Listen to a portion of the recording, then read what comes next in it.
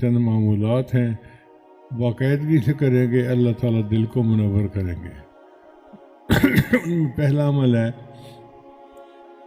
100 مرتبہ استغفار پڑھنا، دوسرا ہے 100 مرتبہ صبح شام درود شریف پڑھنا، تیسرا ہے قرآن مجید کی تلاوت روزانہ کرنا، چوتھا ہے چلتے پھرتے لیٹے بیٹھے دل میں ہر وقت اللہ کو یاد کرنا، اذکار وال دل یار وال، اور پانچواں ہے مراقبہ۔ ہمارے معمولات میں مراقبہ سب سے اہم معمول ہے۔